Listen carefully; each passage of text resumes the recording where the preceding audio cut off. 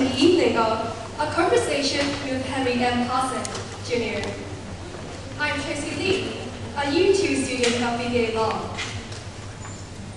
This evening, we are very honored to have with us Mr. Henry Paulson, a former Secretary of the U.S. Department of the Treasury, to share with us his insight on global economic outlook and China-U.S. economic relations. We are also grateful that Dr. Victor Fong, Chairman of the Lee & Group and Vice Chairman of China-United States Exchange Foundation, will be moderating the conversation this evening. Before the event begins, may I first invite Professor Lam Chi-Cho, the Vice Chancellor of the University of Hong Kong, to deliver welcoming remarks. Professor Cho, please.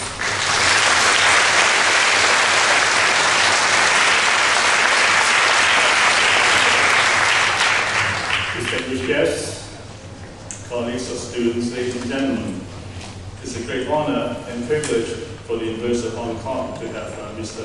Henry Paulson, the 74th Secretary of the Treasury of the United States of America, here on campus to speak to our students, colleagues, alumni, and many friends during our centenary year. Mr. Paulson, a very warm welcome to Hong Kong U.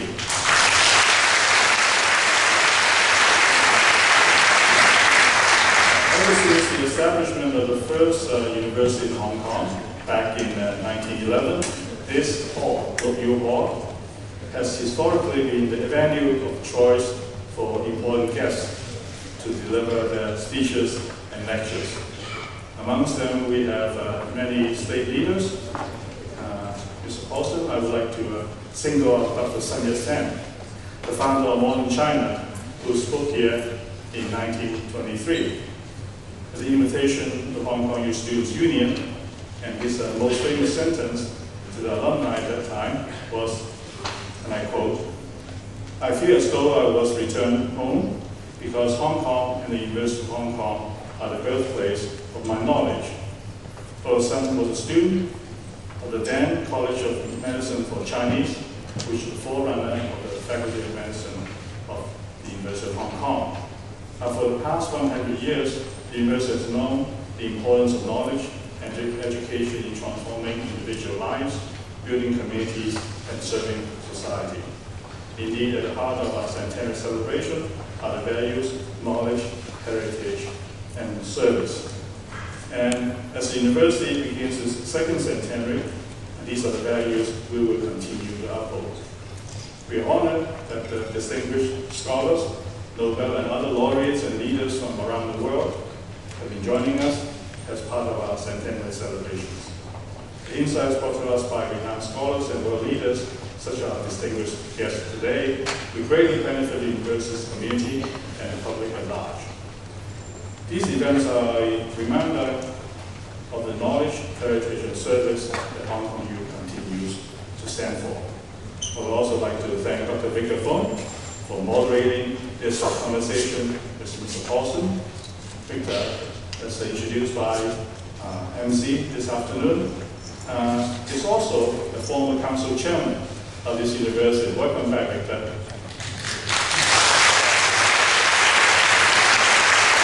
The Faculty of Business and Economics and the Hong Kong Institute of Economics and Business for bringing us this exciting and excellent event. Thank you very much.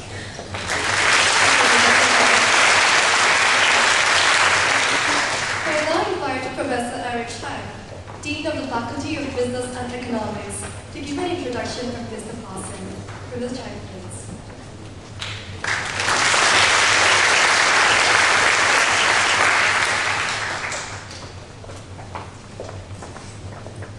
Distinguished guests, ladies and gentlemen, it is indeed a great honor for me to introduce to you our guest speaker this evening, Mr. Henry Paulson, Jr.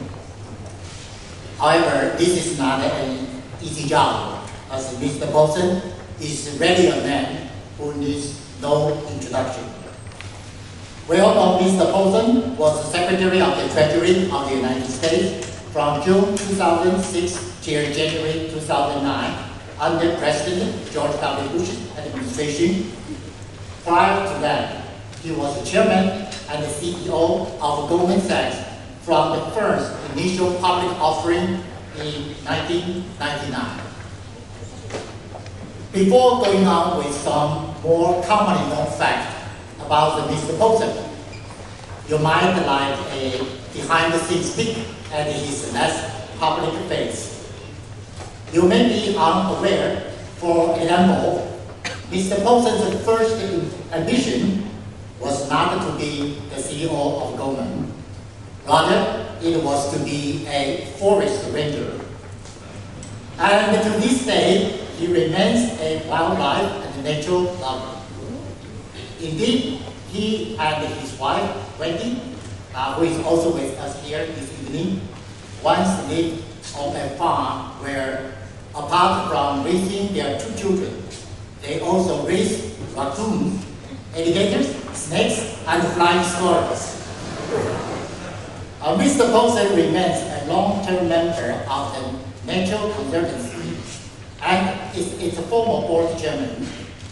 He lists one of his passions as Asia and has worked with China's former President Jiang Zemin to preserve tiger living gorge in Yunnan province, 保存了中国云南省的虎跳峡。A more commonly known fact, of course, is that Mr. Paulson was at the epicenter of the global financial crisis from 2007 to 2009, engaged in perhaps the most systematic government intervention in U.S. financial history. At the time, he indicated he sees us, Chinese people, as better friends than British, saying, quote, "It is the Chinese who bailed us out," unquote, referring to the mainland's effort in helping to avoid a massive U.S. Treasury sell-off, while at one time he said the British disappointed us, referring to the failed sale of Lehman to Barclays. It is now 4 years since the start of the global financial crisis, and the world economy is still on the road to recovery. Asia, in particular China, has recovered the quickest. This evening's conversation focuses most suitably on the global economic outlook and the U.S.-China economic relations. And we could not find a better person than Mr. Paulson to offer some penetrating insight on this topic. Indeed, one of the reasons Mr. Paulson was selected as Treasury Secretary was because of his strong connections to China. He made over 70 business trips to China during his tenure as chairman and CEO at Goldman Sachs. He launched the U.S.-China strategy and economic dialogue with then Vice Premier Wu Yi immediately after becoming Treasury Secretary in 2006. And he paved the way for the opening up of financial and service sectors in China to U.S. investors, which I believe has contributed to the appreciation of renminbi.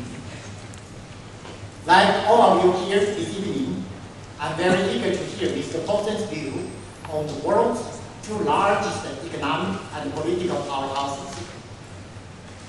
This evening, we're extremely grateful that Dr. Dick Fong will be moderating this conversation with Mr. Paulson. As mentioned earlier, Dr. Fong is the chairman of the Lee and Fong Group, vice chairman of China-United States Exchange Foundation, and vice chairman of the China Center for International Economic Exchange of the People's Republic of China. Actually, also mentioned earlier, I'm very proud to say that Fong is a former council chairman of the University of Hong Kong. With great pleasure, ladies and gentlemen, please join me in inviting Mr. Paulson and Dr. Fong to the stage.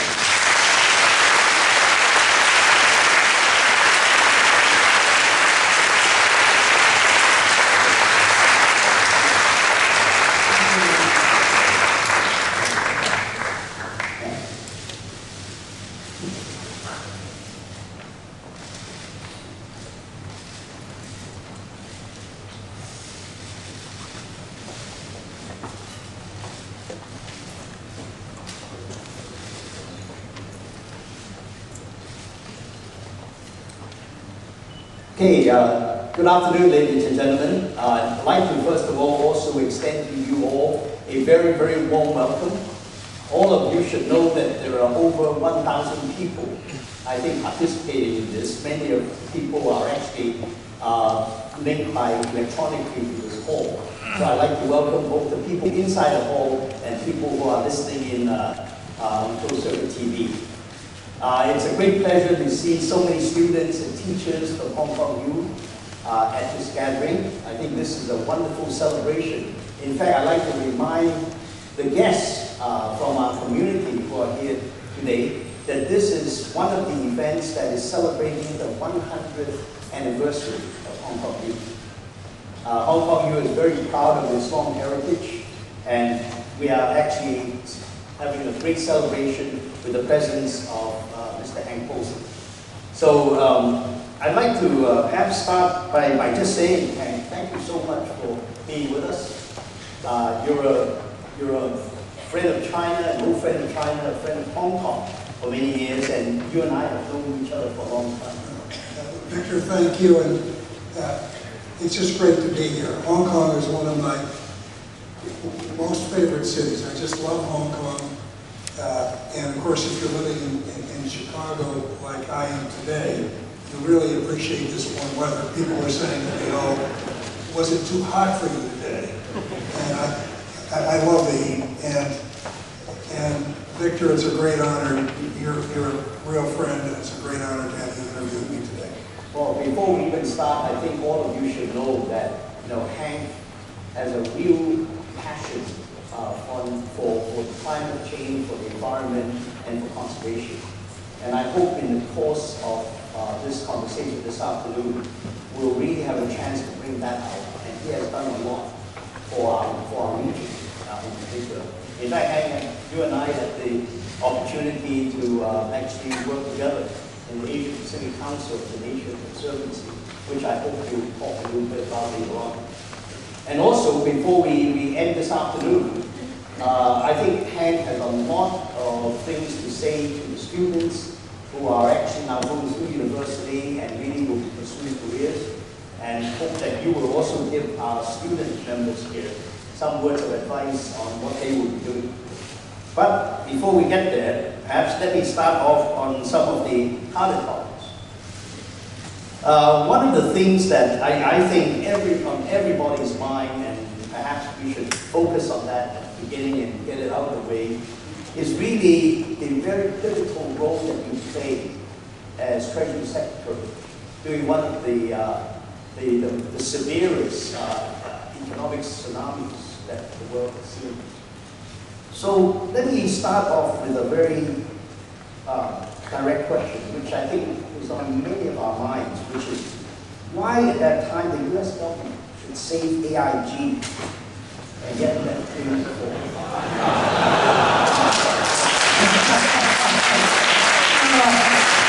So much for the pleasantry. Yes. Frankly, that's a question I like to get, because I think there's a real misunderstanding. I often get asked, why did the U.S. government rescue Bear Stearns, rescue AIG, and not rescue Lehman Brothers? And this is something, and I will try to explain it simply, and probably just a small number of you will understand it. It's very technical, and this is something that despite the fact that Ben Bernanke, Tim Geithner, and I have all said we made a huge effort to save Lehman, and we couldn't find legal authorities that would have worked to save Lehman, people are still skeptical because they look at Bear Stearns and they look at AIG. So let me explain.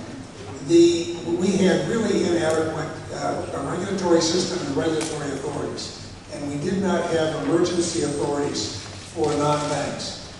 Bear Stearns was a non-bank. We learned a lot when Bear Stearns failed. because despite a Fed loan, Bear Stearns wasn't going to make it beyond the first weekend if we didn't, because there was a liquidity problem and a capital problem, and we needed to plug the capital hole. And fortunately, there was a buyer. There was J.P. Morgan to fill the capital hole and guarantee the trading book during the pendency of the shareholder vote. And without that guarantee, when an investment bank starts to disintegrate, there's not much you can do. The Fed could have made a loan, but to make a loan in the bank run wouldn't have been successful. With Lehman Brothers, there was a much bigger capital hole and a liquidity problem.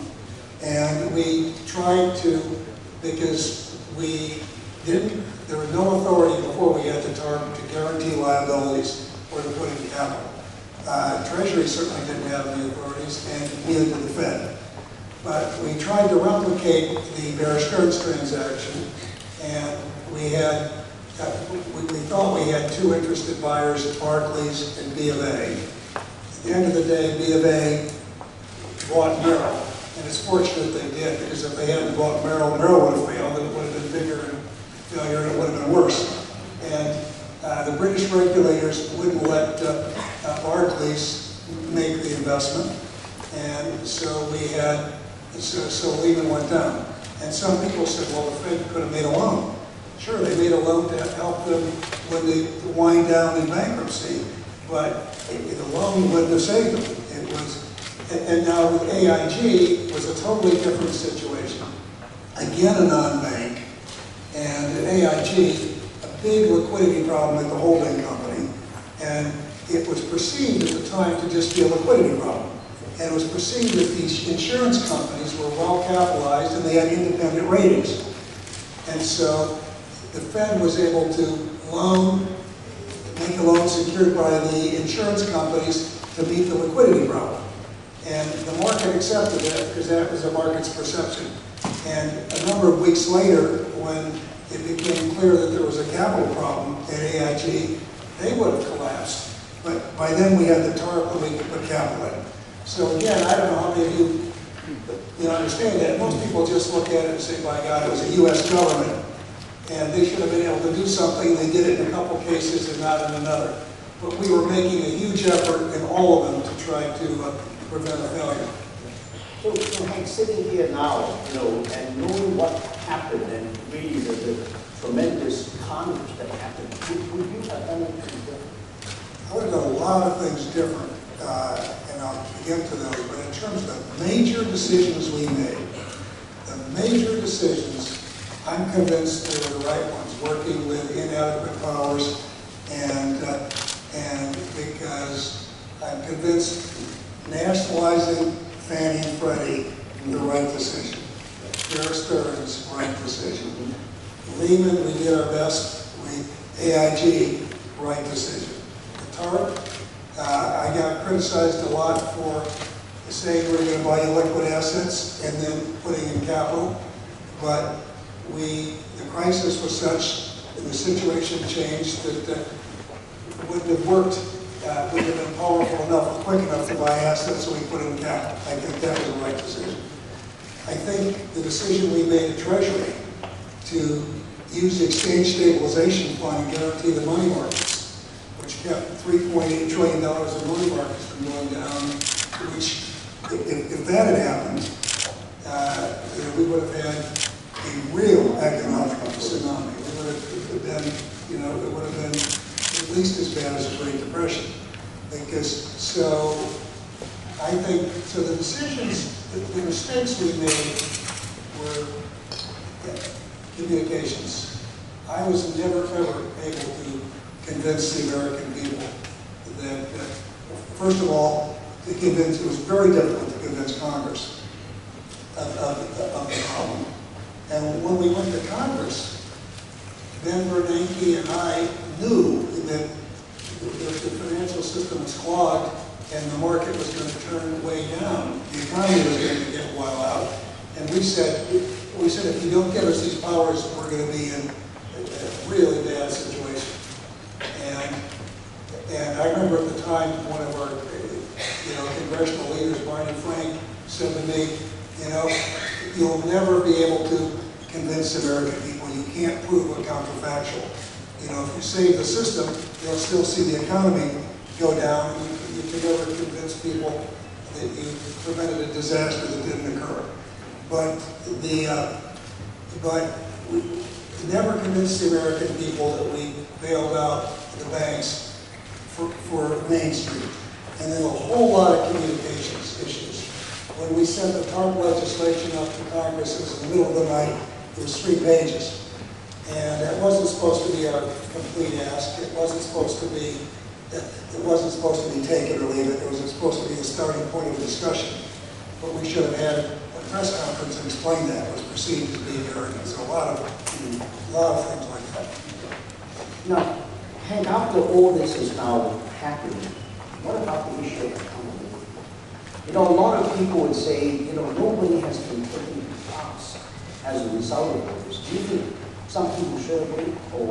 And then also, what would we say about the way we should be doing our regulation and how banks and perhaps even companies should be running forward? Well, Victor, we could spend the rest of the evening talking about that. I would just say, in terms of accountability, the American public is angry because they think more, and particularly bankers, should have been found guilty. And it's easy to understand why. I mean, I saw plenty of things that made me angry. But we have a legal system that's based upon the rule of law. And I believe if people broke the law, they'll be charged and found guilty. And I'm much more focused on correcting mistakes. And let me tell you, mistakes were made by a lot of people. The bankers made their share of mistakes. But let me tell you, a lot of these excesses stem from bad government policies, over-promoting, over-stimulating housing in the U.S., from a failed regulatory system, outdated, outmoded, inadequate in almost every way. So you've got the regulatory system, investors, rating agencies. So plenty of blame to go around. And the answer to your question is there's been a lot that's been done, and there's still plenty that's been undone. I mean, actually not undone, but it still must be done. In terms of the capital positions of the U.S. banks and the liquidity cushions are much stronger than in Europe or many other places around the world. They've come back quickly. We have legislation, Dodd-Frank, and I think we have a number of things we really needed there. We have resolution authority so that the next time a financial institution fails, they can be wound down and liquidated without taking down the rest of the system or putting them through bankruptcy. So we've got that. We've got a regulatory council to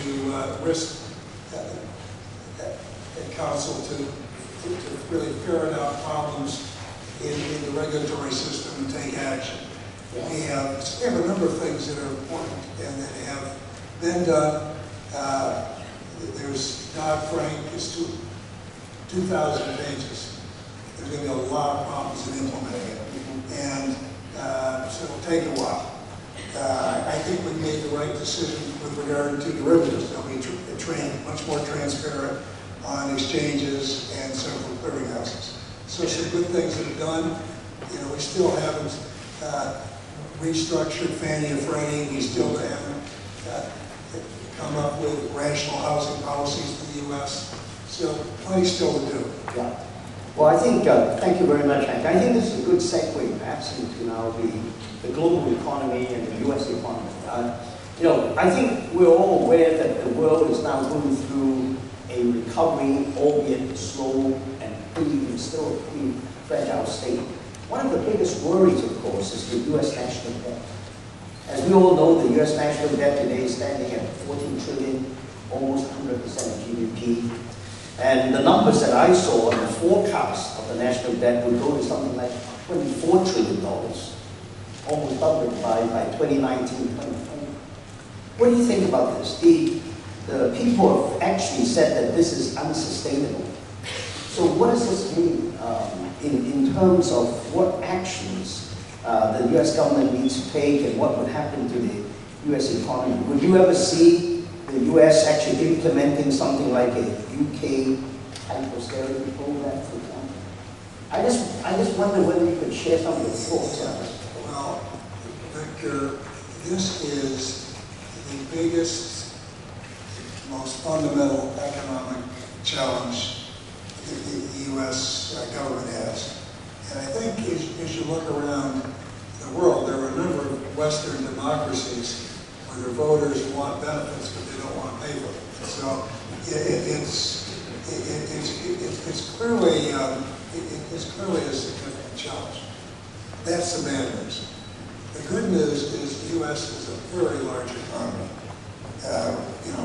Roughly 3 times as big as China. It's by far the richest economy in the world. And I've been more encouraged recently than I've been over the last 5 years, because we had, first of all, this Bowles-Simpson Deficit Commission, and they did a really good piece of work.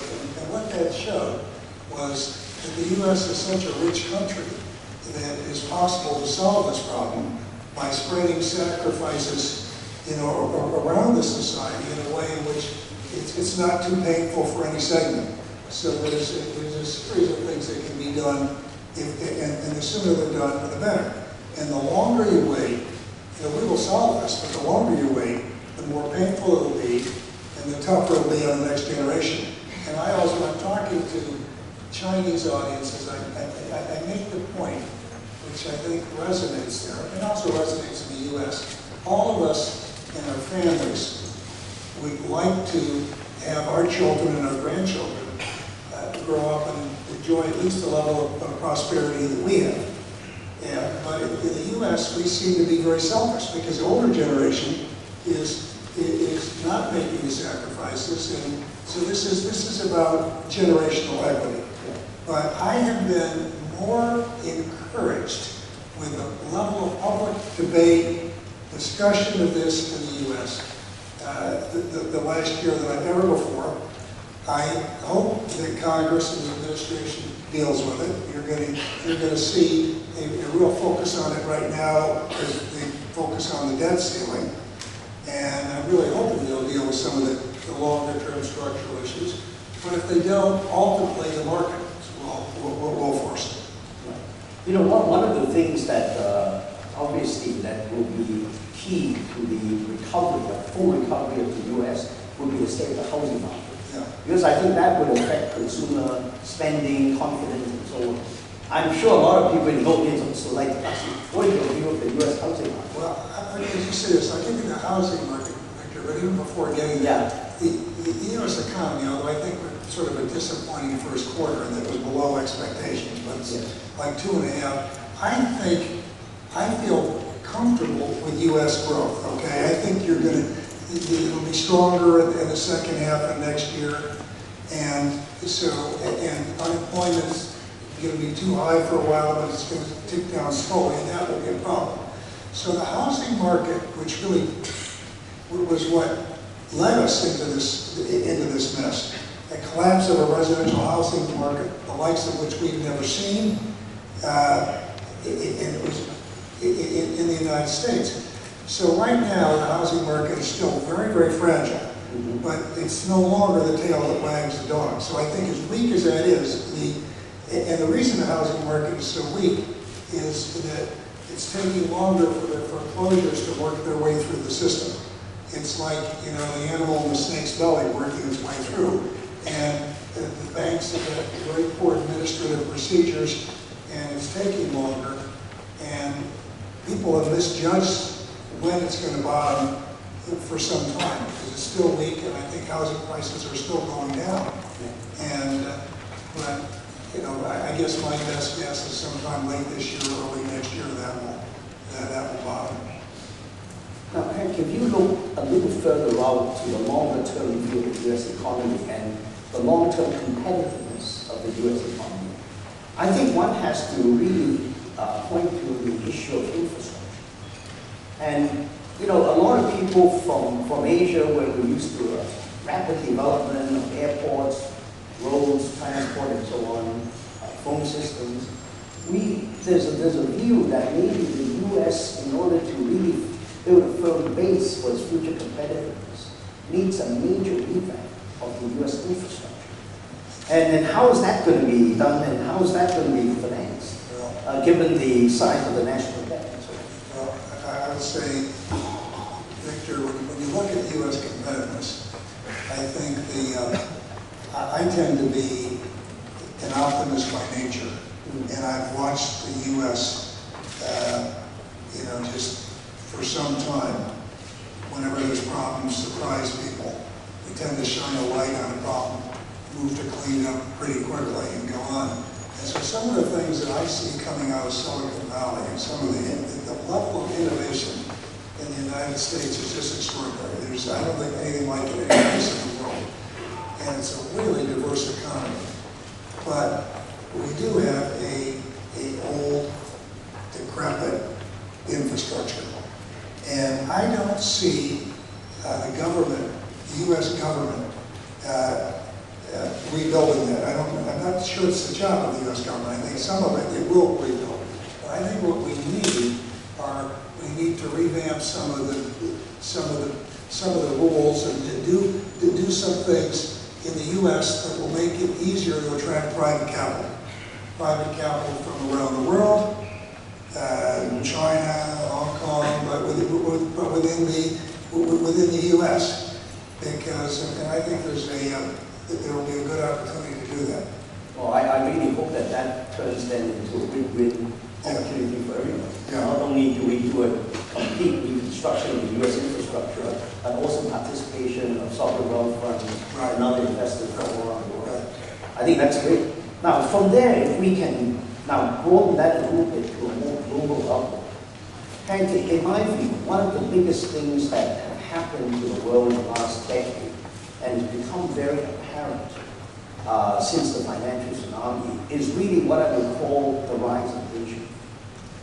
You know, the Asian economies, not just China, India, Southeast Asia, etc., is now really gaining prominence. As we all know, people call this a tectonic shift towards Asia.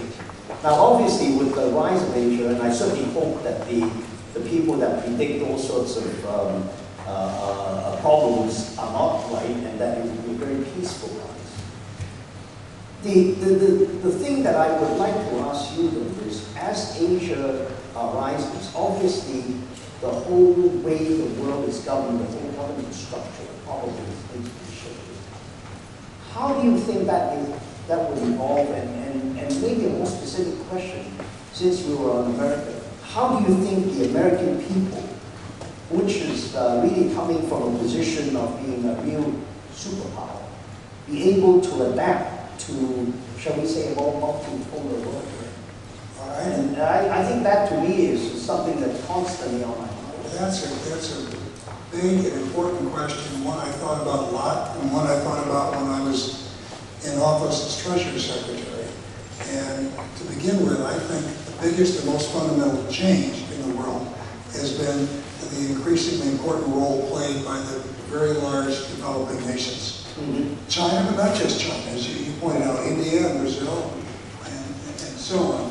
And I think what that means is we're going to need new, innovative ways of operating. The U.S. can't continue to operate the way we've been operating. China can't operate the way they've been operating. We need new ways, and I think that if you can get, because say we've got some very fundamental problems. If you look at some of the economic issues globally, if you look at some of the national security issues, if you look at the environmental issues, and I think that if you've got the biggest developed nation and the biggest developing nation, the U.S. and China agreeing, all these challenges are easy to solve. And if our two nations disagree, they're almost impossible to solve. So I think how they work together is important.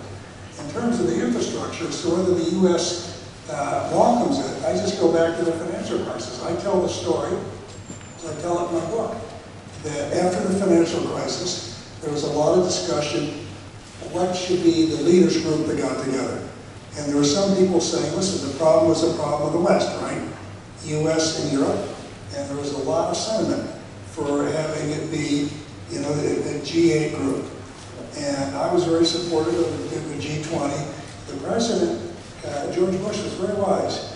And he said, the key to having the G20 work will be to having China enthusiastically participate. So he said, Hank, why don't you make a call? I called Wang Qishan. He talked with Hu Jintao. We heard back within 24 hours. And we had a very successful G20. Now, that is now developed into an important global, part of the global infrastructure. And the global infrastructure, I talk about the US infrastructure, regulatory infrastructure being outdated and outmoded, has nothing like the global one. Because, you know, you run a company, you know that if Lee Fung doesn't change with the markets, you would go out of business. But let me tell you, that's not true about government. You know, you can have all these government entities and infrastructure, and the world changed, and now this needs to be adapted. And I think it is adapting, but I think it is a multipolar world. You can't get things done, and no country can do them unilaterally. And I think the key is U.S. working with China and working with others. Yeah. Hey, let's turn to that. The U.S.-China relations. I must say that you, as much as everybody, have played a central role in really bringing together the U.S.-China relations. The whole idea of the China-U.S. strategic and economic dialogue, I think, is something that we really should take very strong credit for. And then I think that to me, you know, is one of the most stabilizing forces in the world today, is a strong U.S.-China relations. You know, if you look at that relationship today, you know, during your term as Treasury Secretary, obviously the big issues were the trade deficit, the undervalued renminbi, I'm sure, and the IPR protection and so on. What do you think is the state of that relationship today, and you know, how much progress has been made? Well, I think, first of all, it's a healthy relationship, because let's just step back a bit. Whenever there is a robust economic relationship, trading relationship between two countries, there's tension. We had it with Europe, with Canada. You know, 25 years ago there wasn't tension because we didn't have an economic relationship. Then it was tension with Japan. And so there is, I think it's a healthy relationship. I think there's a misunderstanding on both sides. And I need to explain all the time to people in the U.S., listen, our problems are of our own making. And China didn't cause our economic problems, and we're the ones that have got to solve them. And as a matter of fact, they're going to be a lot easier to solve if China is growing and doing well, and they're going to be a lot harder to solve if China isn't growing and doing well. And the biggest risk we have in that, the worst thing, would be for there to be problems in China. And now there are plenty of issues to talk about. And I never just focused on the renminbi. The renminbi is a symbol because it is, you know, it's a symbol for reform, and I think the challenge China has is to continue the pace of reform. Because when you have a country that's so big now, economy, and an economy that's increasingly complex, integrated into the global economy, it's going to become more and more difficult to manage it with a combination of administrative and market measures. And so I think, so the reason when I talked about the renminbi, it was never to lecture China on what was good for us. It was because I sincerely believe, and I still believe, and I know China believes, that currency reform is important and to move in that direction, because it's only by having that kind of price signal that it's going to be easier to manage the economy and to deal with inflation and evolve away from a dependence on low value-added exports to, you know, higher value-added products more domestic consumption, these kinds of things. So I think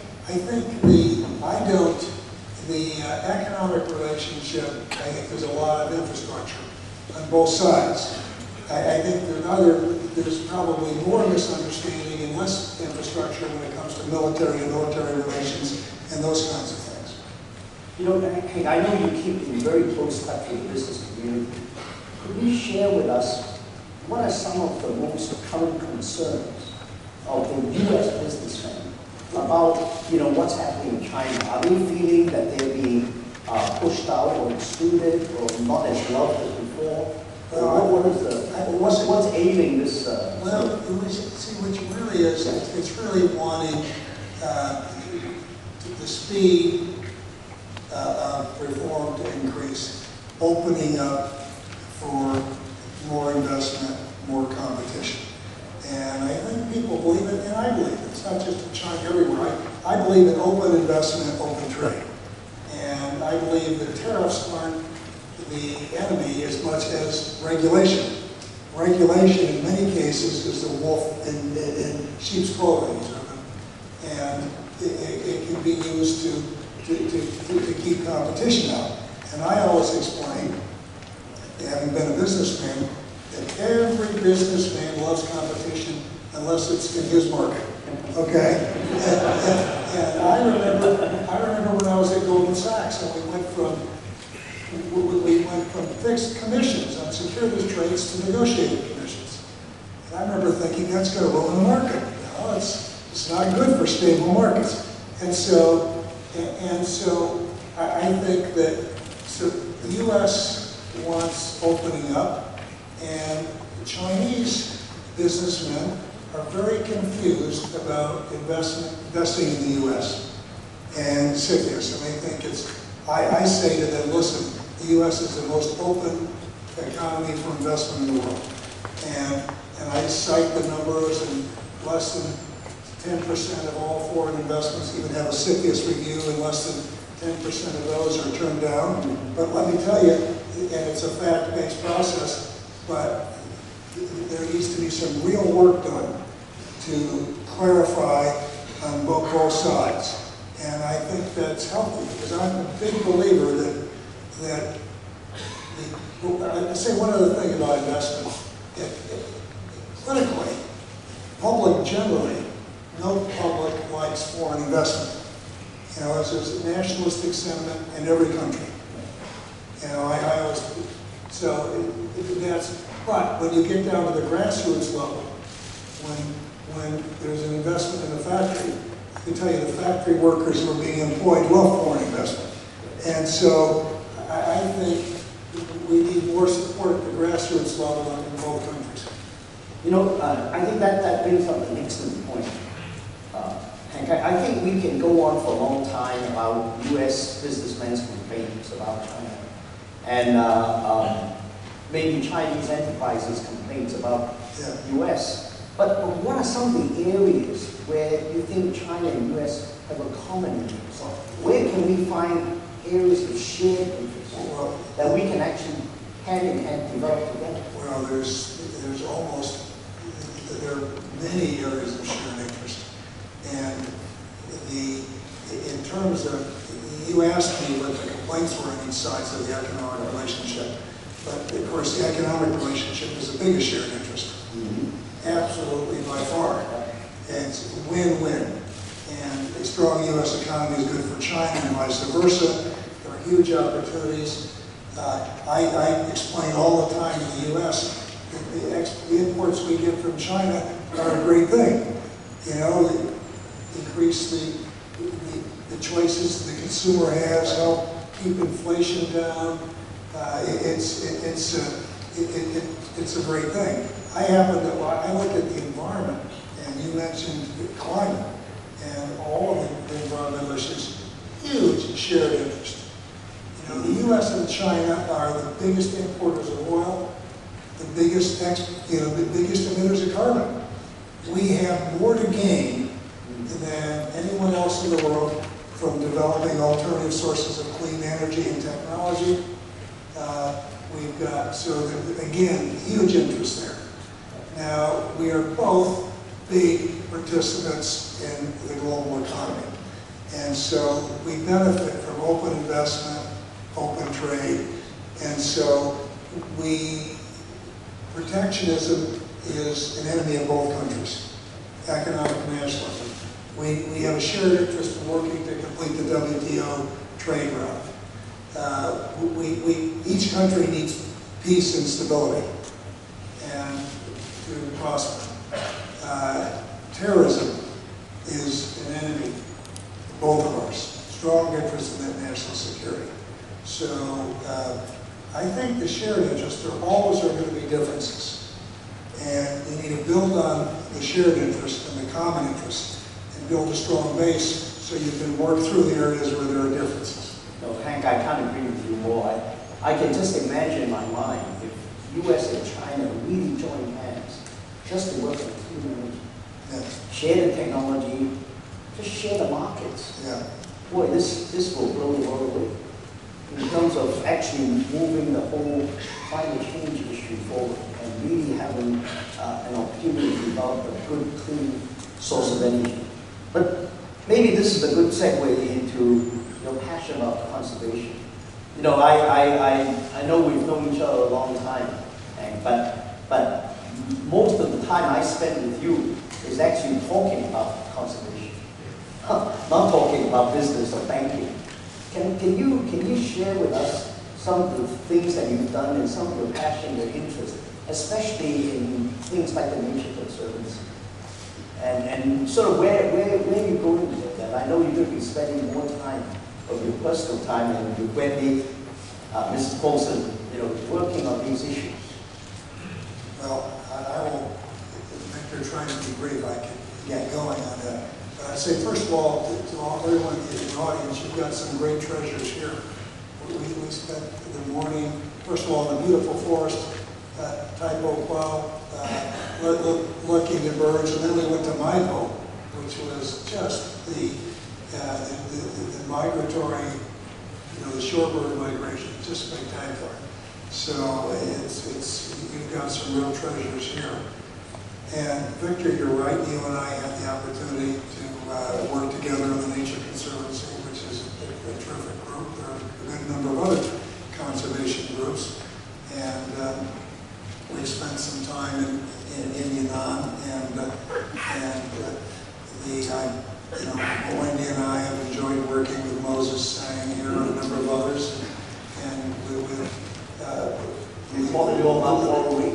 leaders in terms of national parks in Yunnan, working to protect the oceans.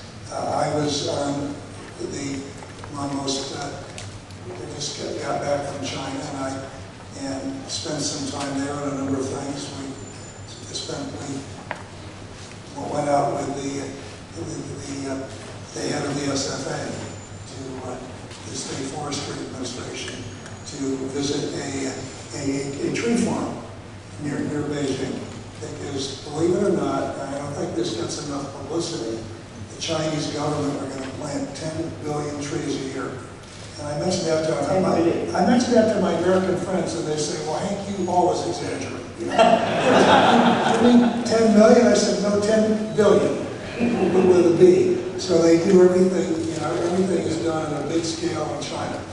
And so and then Wendy and I are interested in conservation all around the world because, we love beautiful wild places. And then, as you've mentioned, in terms of climate, very simply stated, and I want to be an optimist, but when you look at this world, we're not, any of us going to be able to continue living all this the way we've been living. We won't. We're learning every day that nature doesn't need us, but we need nature. And we are destroying so much, and climate cannot be solved with existing technologies. The only way we're going to solve it is to develop technologies that don't exist today and deploy them in scale in the developing world and on a cost-effective basis. And there are some, I'm optimistic that this can be done, but it's going to have to take government policies that reinforce this. There's not enough government money to do the kind of spending that's going to need to be done. It's going to have to be the private sector, and it's going to take the right policy. So I've got a message that when I talk to groups, every group, I just explain that economic development, if it's going to be sustainable and benefit society, it's not at odds with a clean environment. As a matter of fact, a healthy ecology is essential if we're going to have sustainable growth. So those are opposite sides of the same coin. And what we're seeing today, which I'm really glad to see, is the very best companies in every industry globally. I'm talking about global companies now, have the best technology and the highest environmental standards. And I think we're at a tipping point because public scrutiny is such and awareness of the global hazards are such that I don't think the public is going to tolerate anything but the very best environmental practices from those companies that are going to be successful globally. And so and they're going to have a big advantage. So I think Wendy and I are going to continue to spend a lot of time on this issue. Yeah. Well, Hank, I'm going to open up to questions from the audience very soon. But before I do that, I don't think I can let you go without you offering some advice to our students. Now, I'm not going to ask you, should they be in investment banking? Unless you want to choose to answer that. But, the thing I'd like to explore with you is you've had such an illustrious career in the private sector. And everyone, all of us, are really talking that eventually, in our career, we must give something back to society. And you actually have made the transition into public service. What are the sacrifices? And how would you advise, the young people, the students that were at Hong Kong U, how do you weigh up a career, serving society, serving a country in the public sector versus doing something in the private sector? And should you be thinking about doing it in different stages? Victor, again, that's a lot in one question. I would begin by saying to all the young people today, what a great time to be thinking about starting a career. The world is a really fascinating place today. In almost every field, the challenges are so great, and I get great confidence meeting with groups of young people, because I think that's really where our future lies. It really does. Now, in advising people early on, I say that the most important things early on, before you start thinking about how to serve and where to serve, the most important things early on is, and people ask me about leadership, is you got to keep learning, and you got to, whatever field you go into, you need to master it.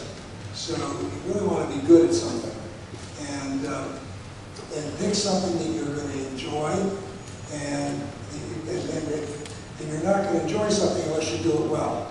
So I think people need to give a lot of thought to what are their skills, where can they make a contribution, and then when I say to people, and it's pretty universal advice no matter what career you're going in.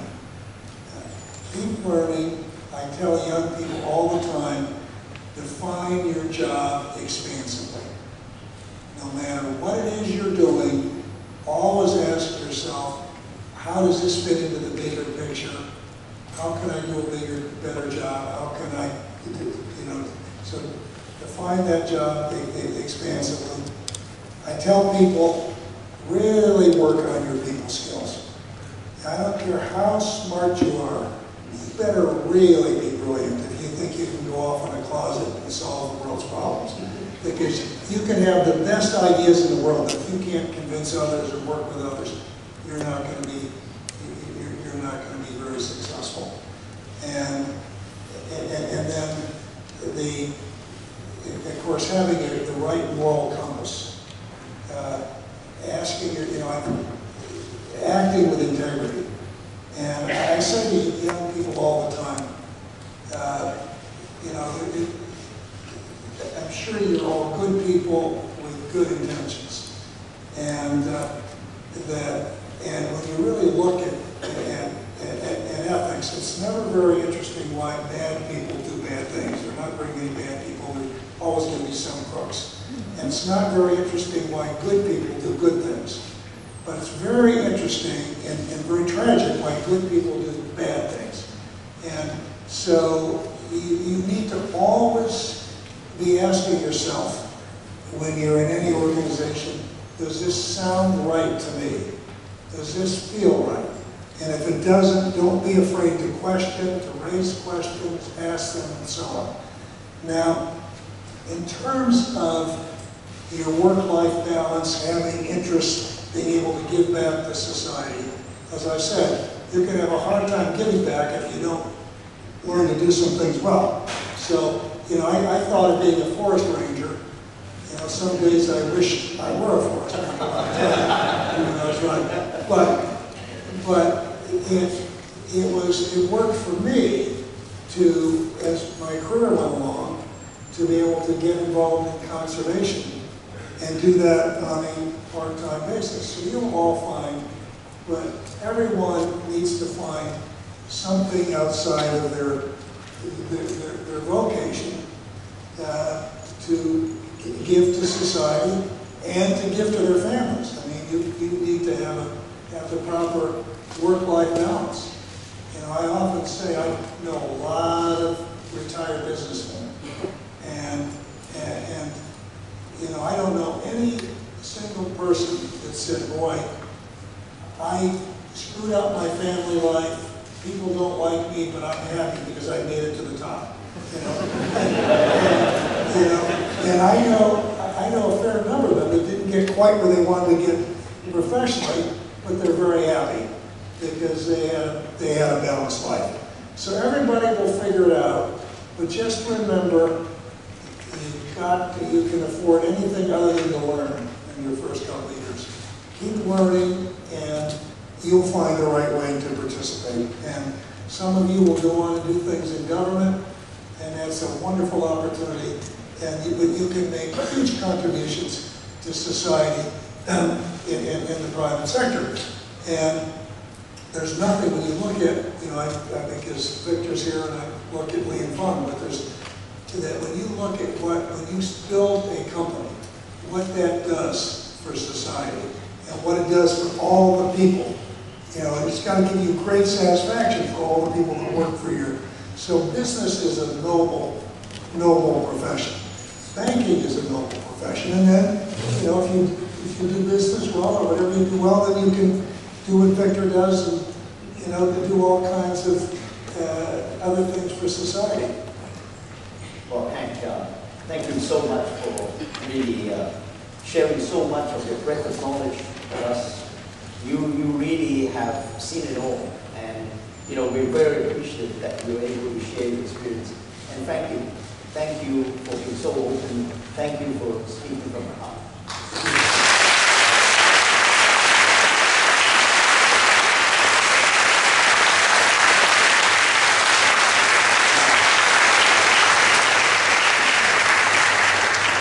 And now I think we have a few minutes left for some questions from the audience. I think Hank says he's happy to take some questions from the audience. Okay. Any?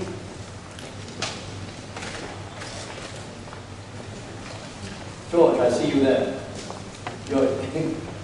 You have a very determined hand up. Please identify yourself to Hank and ask your question. It's a great pleasure to talk to a great person like you, Mr. Hans Paulson. Earlier, I talked about sharing of interests. Recent days, China has published a report about human rights. How bad Americans practice human rights. in response to the earlier report that American published a report on human rights, on how bad China is protecting human rights. What is the human rights issue impact on the China-U.S. economic relations? The human rights, what did you say, what was the human rights issue that? That's right, because we talk about abuse of human rights. What role does the human rights Okay, well, first of all, you need to understand that as a democratic republic, human rights is very, very important. And we will have, we have different constituencies in our country. But I think you will find that in the U.S.-China relations, that the U.S. the government expresses a view very strongly to China, but it does not, but also with real respect, and it doesn't, and while at the same time pursuing all of the common interests that I talked about. And I would say, as I look at it from my perspective, and over the time I've been going to China, I've seen something I've never seen, I don't think we've ever seen in history in terms of the lives of so many people being improved, the economic well-being, and that's not easy economically, it's not easy socially. And and I have a view, and it's just a personal view, but my view is that when you have so much economic liberalization and freedom and so much interchange with the rest of the world, and in terms of information and interchange with people, that economic freedom is always followed by greater political freedom. And so that's my philosophy. Thank you. Yeah, I think we're in Hong Kong U, and we should get some questions from students. And you look like a student there. Thank you for your talk, Mr. Paulson. I am a student, so please excuse my attire. I am actually an exchange student from Brown University, currently studying HK for a semester. And we've talked a lot about shared interests and conflict and tension. And as an American citizen and a student who's studying economics, I just wanted to touch upon what I perceive as a gap between public perception in the finance industry and actually sort of what you've accomplished as the Treasury Secretary. And I just wanted to ask, I understand that you've been at Goldman Sachs for almost your entire life. And not my entire life. I wish it were. I was at Goldman Sachs for 32 years, and I'd like to say I'm 35.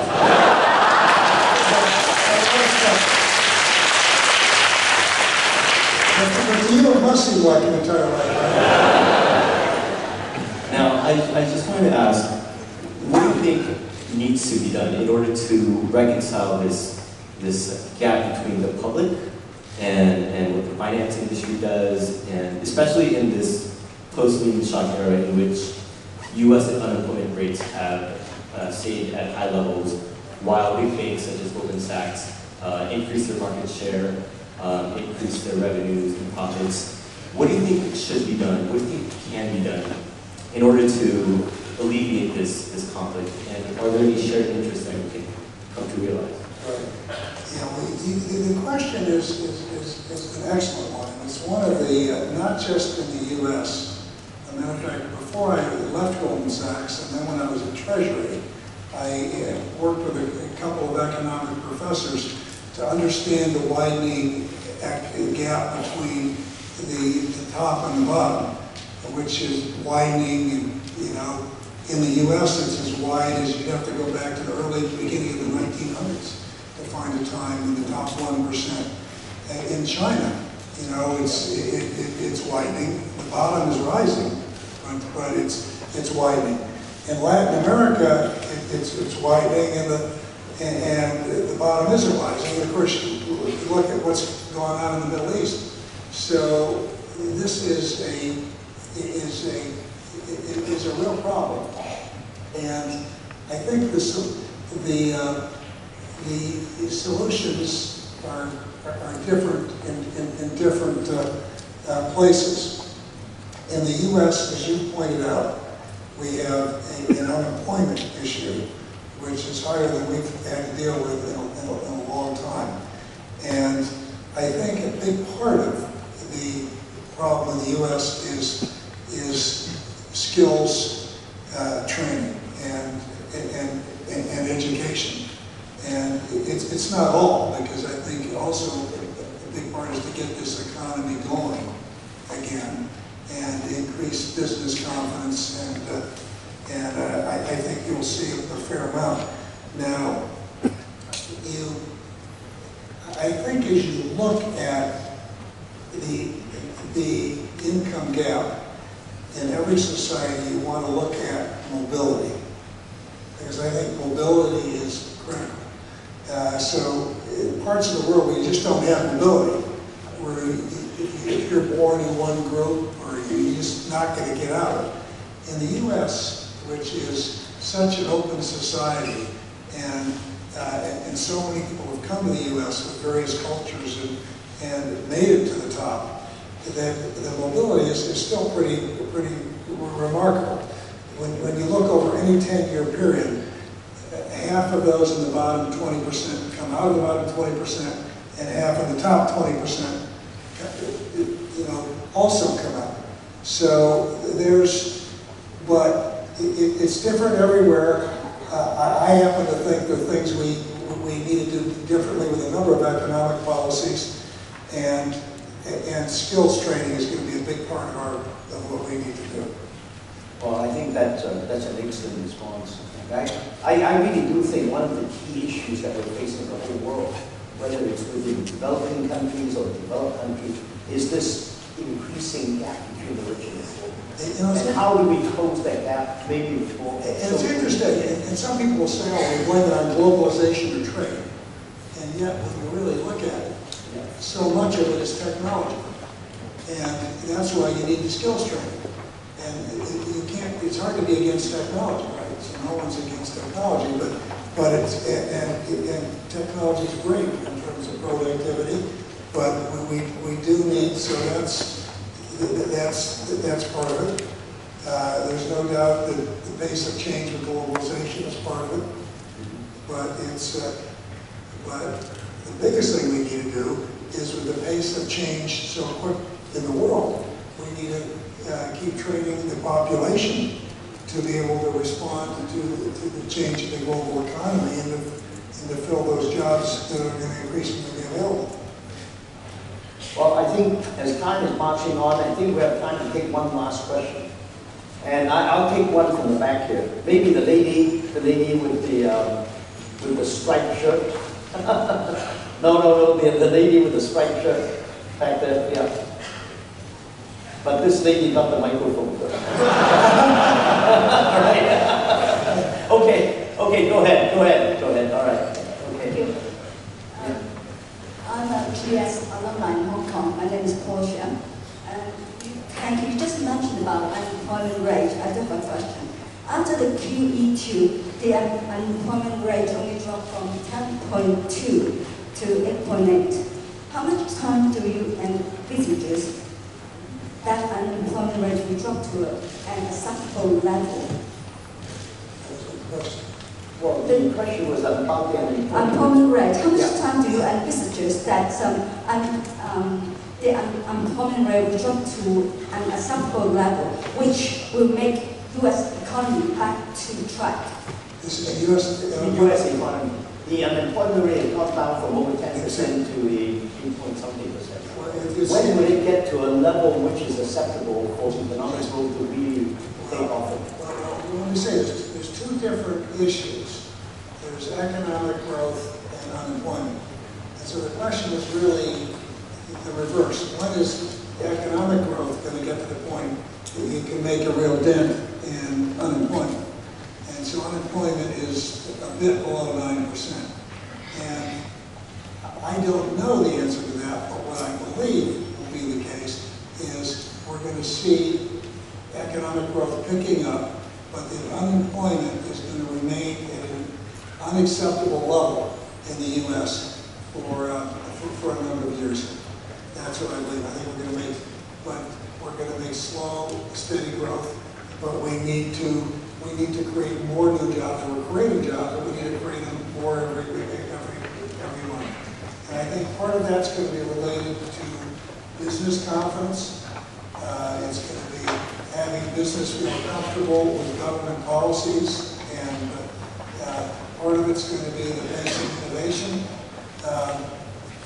But it's going to take, I think that's going to take a while.